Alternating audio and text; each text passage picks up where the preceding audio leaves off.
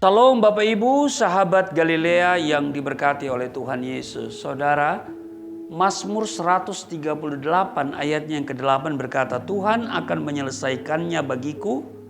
Ya Tuhan, kasih setiamu untuk selama-lamanya. Janganlah kau tinggalkan perbuatan tanganmu. Saudara, Daud bisa berkata, Tuhan akan menyelesaikan bagiku. Karena ia tahu bahwa Tuhan adalah pemegang kendali hidupnya. Dan dia pasti akan mengerahkannya untuk suatu tujuan akhir yang sempurna. Amin. Tuhan berkata dalam Yeremia 29 ayatnya yang ke-11. Sebab aku ini mengetahui rancangan-rancangan apa yang ada padaku mengenai kamu. Demikianlah firman Tuhan, yaitu rancangan damai sejahtera dan bukan rancangan kecelakaan, untuk memberikan kepadamu hari depan yang penuh harapan. Saudara sahabat Galilea yang diberkati oleh Tuhan Yesus, Tuhan itu Maha Kuasa, sehingga ia dapat mengatur setiap peristiwa demi peristiwa dalam kehidupan kita sesuai dengan rencananya. Seringkali kita sulit untuk menerima cara kerja Tuhan yang sepertinya tidak sesuai dengan kenyataan yang ada. Terlebih lagi bila peristiwa-peristiwa yang terjadi dalam hidup kita begitu menyakitkan.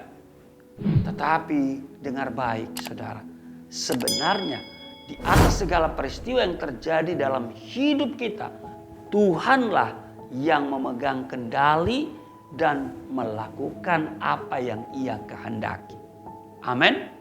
Contohnya adalah Yusuf yang diperlakukan dengan jahat oleh saudara-saudaranya. Dalam peristiwa tersebut seolah-olah Tuhan tidak peduli dan membiarkan Yusuf hidup dalam penderitaan. Tetapi pada akhir peristiwa itu nyata bahwa apa yang direncanakan Tuhan dalam hidup Yusuf adalah sesuatu yang luar biasa. Hal ini diakui Yusuf bahwa ia melalui perbuatan saudara-saudaranya Tuhan turut bekerja. Betul? Di dalam Kejadian, ya, kita baca di dalam Kejadian pasalnya yang ke-45. Pada ayatnya yang ke-7 dikatakan begini saudara. Ayat 7 dan ayatnya yang ke-8. Maka Allah telah menyuruh aku mendahului kamu untuk menjamin kelanjutan keturunanmu di bumi ini. Dan untuk memelihara hidupmu. Sehingga sebagian besar daripadamu tertolong. Jadi bukanlah kamu yang menyuruh aku ke sini, tetapi Allah.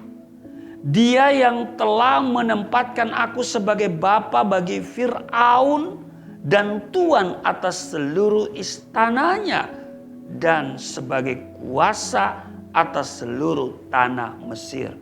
Kejadian pasalnya 45 ayat 7 dan ayat yang ke-8.